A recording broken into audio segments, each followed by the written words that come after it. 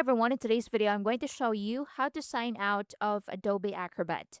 If you're using a shared computer, switching accounts, or troubleshooting sync issues, signing out of Adobe Acrobat is something you'll want to know. The good news, it only takes a few clicks, but depending on your setup, there are actually two ways to do it. So I'll show you both step by step. So start by opening Adobe Acrobat on your computer or on your browser. Now once it's open, look at the top right corner of the screen. So you should see your profile icon, initials or email address. Go ahead and click on it. Now a menu will appear. So inside that menu, you'll see several options related to your account. Now, down here, click on Sign Out.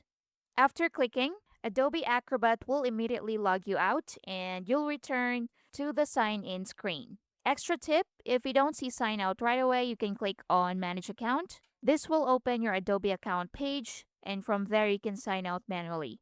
Also, if you're using multiple Adobe apps, signing out here may affect other apps too. Now next, sometimes Adobe Acrobat is linked to your main Adobe account through Adobe Creative Cloud. So in that case, here's what you can do. So go and open Adobe Creative Cloud.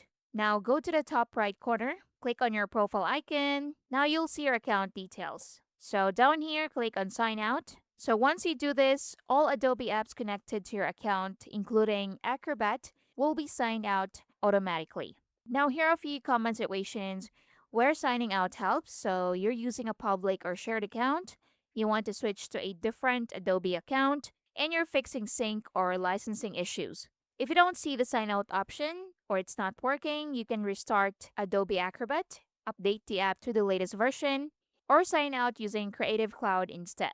And that's basically it. That's how you can sign out of Adobe Acrobat on both PC and Mac. And that's basically it. Thank you for watching. I'll see you in the next one.